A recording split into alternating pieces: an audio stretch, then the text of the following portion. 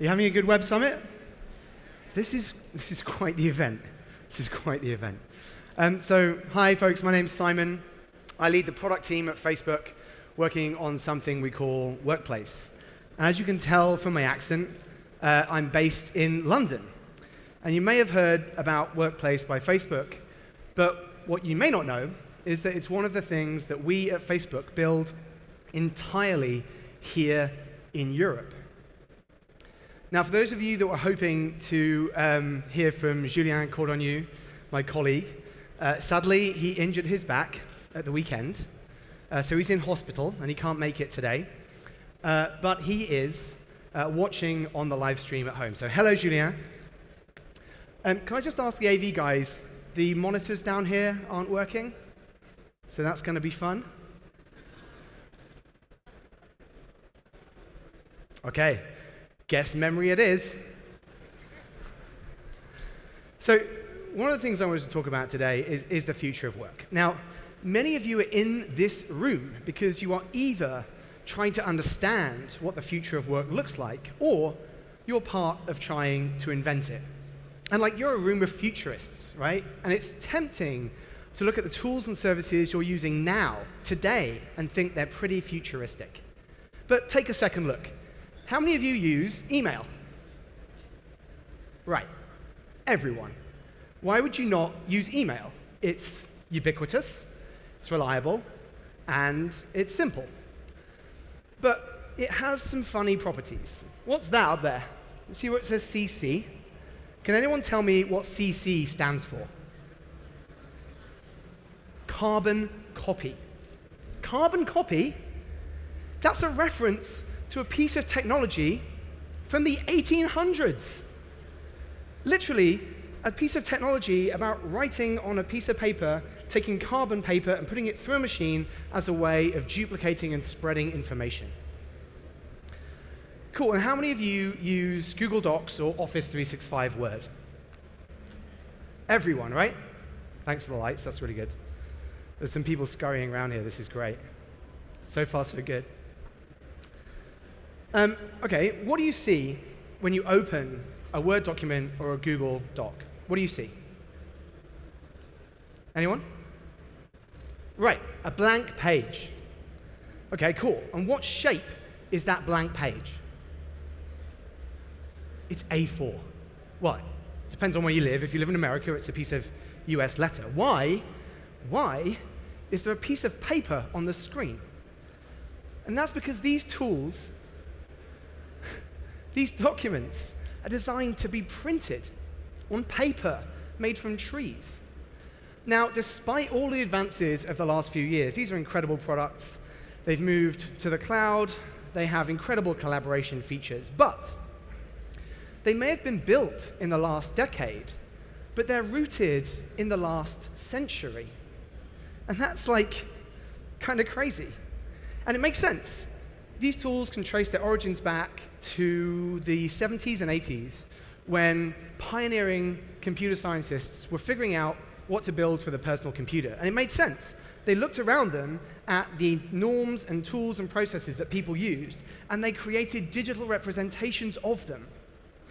And we carry those same digital representations with us today, with pieces of paper on the screen, not tools designed for mobile and the screen by default. They're designed for printing. And the email is literally a digital representation of a memo from the 50s. You would write on a piece of paper to CC, put it in your out tray, someone would come and pick that up, copy it, and distribute it around your organization. And we carry that stuff with us today. So here's the thing. When we think about the future of work, it's tempting to think about it through a lens of technology, because technology seems to be getting better. But in many ways, the norms of our technology today are stuck in the past. And while we have been typing digital representations, typing our thoughts into digital representations of pieces of A4 paper, the tools that people use to communicate and connect in their personal lives are going through a dramatic change.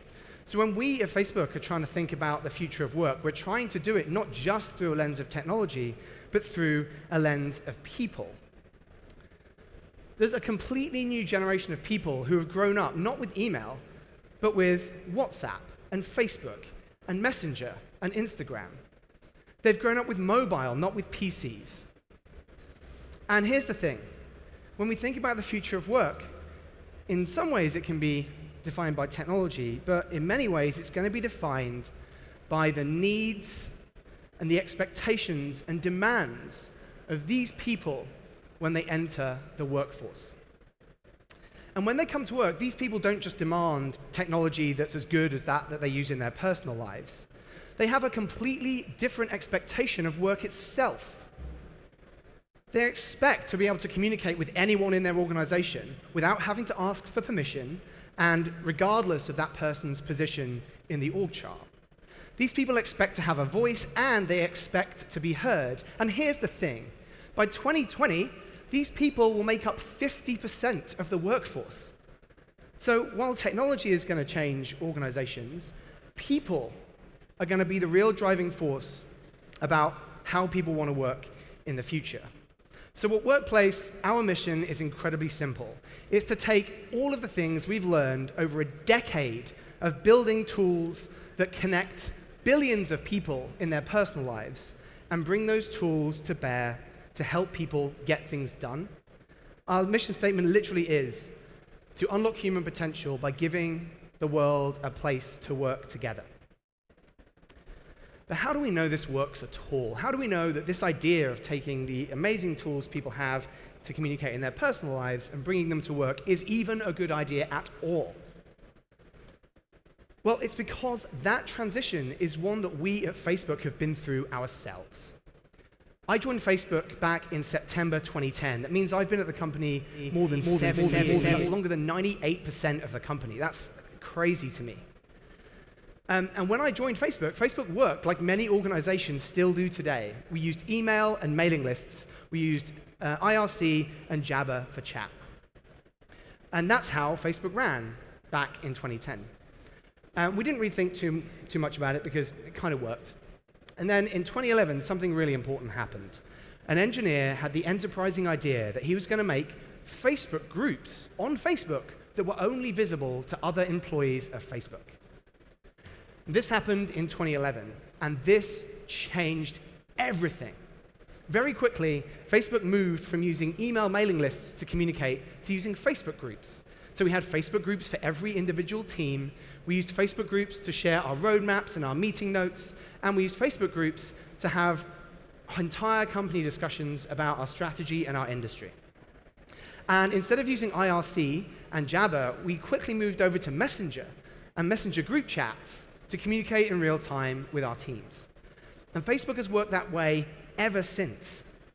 The result was a complete transformation in how we worked and the speed at which we could communicate and innovate. I've experienced that firsthand. Facebook, the company, is now 20 times, more than 20 times larger than it was when I joined. And it doesn't feel like that. It feels maybe 3 times as big. And that's because we have software that helps us have this open culture. And I don't think it's an exaggeration to say that Facebook would not be the successful company it is today without this way of working. Now, we quickly realized that Facebook wasn't the only organization that could benefit from this way of working. So in 2014, we began work on what became Workplace. And in 2015, we began a beta trial with around 1,000 organizations. And we were looking carefully to see how this software would change other organizations, and if it would change them in the same way it's changed Facebook. And we saw some amazing things happen that we'd hoped but not necessarily expected. Think about how a CEO communicates to many people in an organization today. Even now, CEOs often communicate by sending an email to the entire company. Sometimes it's a PDF that's been beautifully produced by the internal comms department. What happens when you get that email as an employee and you have a question or a piece of feedback or want to show your support? Well, are you going to reply all to that? No. That would be insane. That would be career suicide. No one's going to do that. So what does it say to people when the tools that they're being communicated to don't give them a right of reply?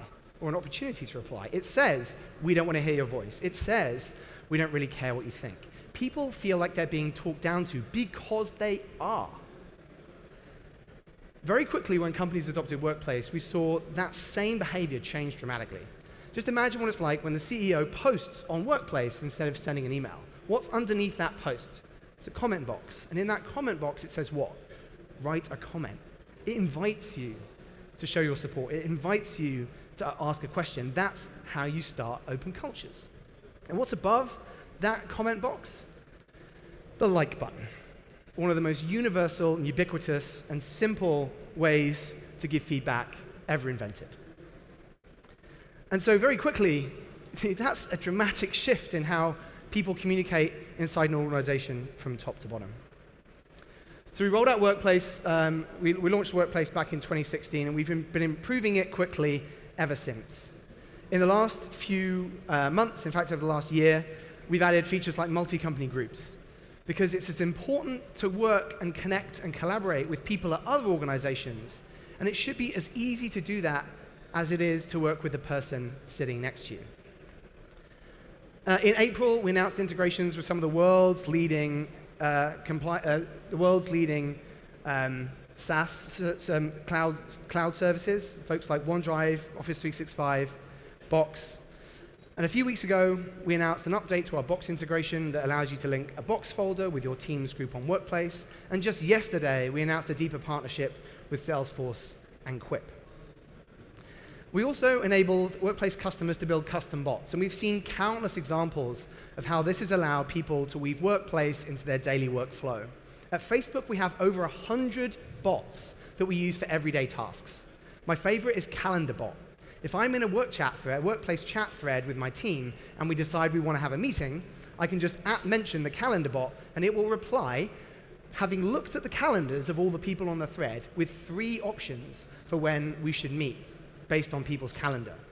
And it's found us a meeting room that's of the size to accommodate the number of people on the threads, and I can book that meeting room with one click. And a couple of weeks ago, we announced an update to Workplace Chat, a desktop app for Mac and PC. Workplace Chat is an enterprise-class messaging app. It has all the features you'd expect, and it's as familiar to the 1.3 billion people that use Messenger as Workplace is to the more than 2 billion people who use Facebook. It has all the features you'd expect, like GIFs and mentions and reactions and all that kind of stuff, as well as audio and video calling. And now it's available for Mac and PC as well as iOS and Android. And we also announced that in the next couple of weeks, we'll be rolling out group video chat so that you can have discussions with your team face-to-face with up to 50 participants just by pushing a button. So all this is well and good. All this is well and good. But we know that Workplace has changed Facebook, but that's no good if Workplace isn't able to change the millions of people at other organizations around the world. And that's something we've been watching very, very carefully as companies adopt Workplace. And there's one property in particular that we've been looking for, and that is, does Workplace help organizations take quicker, better decisions? If we think about the future of work, the companies that win are going to be those that have figured that out. And here's why. If you imagine 2 companies attacking the same market with the same product, and this one is able to see an opportunity, convene the right people with the right context around the idea, and take a decision in hours. And this organization sees the opportunity, but they can't make the decision until everyone can get in the same room. Which of these organizations is going to advance quickest? This one. And that's going to happen again and again and again, and it's going to compound. And they're just going to pull away from the competition. This property is something that every organization wants. And that's exactly what we've started to see in the organizations that have adopted Workplace. And this is one of the most amazing things about working on this product. At Starbucks, for example, over 80% of the store managers at Starbucks use Workplace every single week. And earlier in 2017, one of the store managers posted on Workplace that she'd had 20 people come into her store that day and ask for the same off-menu beverage. And she posted saying, is anyone else seeing this? And within a few minutes, over 40 store managers had replied saying, yes, I've had 15 people ask for that. Yes, I've had 40 people ask for that. Before Workplace, these store managers had no way to talk to each other and find patterns across their business. But that's not all. Back in head office, the category marketing team saw this post and they realized there was clearly something going on. They discovered that this was a drink that was going viral on Instagram, which is why so many people were asking for it. And they made the decision overnight, to add that drink to the official Starbucks beverage menu. And in their own words, Workplace took something that previously would have taken months to see and organize and let it happen in a single day. Telenor is a telecommunications operator from Norway, and they help people in emerging markets by providing them with modern mobile services. And again, earlier in 2017, someone from the research team at Telenor posted the results of some research that they'd done. Someone from the communications team saw this and thought it was fascinating.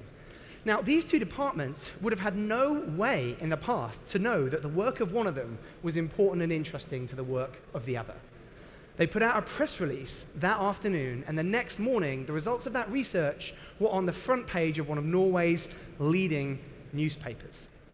And again, in their own words, Workplace has just become part of who they are now. Save the Children is an international nonprofit. They've got people all over the world, thousands of people all over the world, in remote field offices, many with patchy connections and only access to mobile. Before Workplace, they were really struggling to have these people connect and communicate and share ideas. And the kinds of things they're sharing are, important. In many cases, it's things like how to administer medication or how to find and purify clean water. In some parts of the world, this information is the difference between life and death. And for an organization as distributed as that, Workplace, well, again, in their own words, doesn't just help them share knowledge, it helps them share themselves. So it's been a phenomenal year. There are now over 30,000 organizations using Workplace. And what's amazing to us when you look at this list is the breadth. We've got big organizations like Walmart, the world's largest private sector employer, down to SMBs and startups using Workplace. And it's across industries and geographies. You've got technical organizations like Booking.com and Spotify, down to retailers like Domino's and Starbucks, and airlines like Delta and Virgin Atlantic. And one product can connect everyone from the CEO down to the shop worker and the factory floor worker. That's because Workplace is built on the simple principle that when you give people new tools to connect and communicate, amazing things happen. So the original title of this talk is like The World in 2020. How do we imagine the world going forward? Well, I've already talked about the shift that we're going to see as this next generation of people come into the workforce. But we've discovered, we feel there are 6 key behaviors that we're all going to have to understand and deal with to be successful in the future. The first is that we believe that the next generation of work tools are going to be open by default, not closed by default like things like email. It's no surprise that people in organizations feel siloed when the primary way they communicate with each other, the primary way they communicate is an email thread, which is private by default. Unless you're on it, you don't even know it exists, let alone who's in the conversation or what they're talking about. That's going to change, and compare that with an open group on Workplace. Next, we believe that the next generation of workers are going to be tied to their phones, not tied to their desk. People are going to be looking for new ways to communicate beyond just text, voice, and video. They're going to be looking, ultimately, for things like VR and AR. And they're going to look for tools that provide multiple media seamlessly together. We also understand that people are always going to use multiple tools to get work done, always. And so we understand that the future tools for work will integrate together and not conflict. Fifth, and this is personally an important one to me, previously, communication inside companies has been locked to people who have access to an email address and a computer. But with mobile and ubiquitous networks, We have the power to give a voice to the millions of people that until now have been beyond the reach of traditional IT. And lastly, Workplace, along with many other products, is part of an order of magnitude shift in the amount of information that people exchange at work. And as that information dramatically increases, the ability to make sense of it and prioritize it and rank it is getting ever more important. At Workplace, we're building the work graph in the same way that Facebook built the social graph. And we're using those connections between people, documents, and even the meetings you go to understand more than just what you do, but who you are. And we're applying Facebook's world-leading AI and ML capabilities to make that work for you, to bring the information to you at just the right time. People don't always hate email because the communication medium is bad. A lot of people hate email because of the inbox. Newsfeed is one of the ways we can get around that. So, I think you're all in this room for exactly the same reason that I am, which is that we believe that we're on the cusp of something bigger, a complete revolution in how people communicate at work, leaving behind some of the technologies that have their roots in the last decade and building tools around how people have been communicating in their personal lives over the last 10 years. Together, I think we have an incredible opportunity not just to change how people work and how teams work, but to change how companies work, to change how industries work, and ultimately, entire economies. And the fun thing is, we're just getting started. Thank you so much.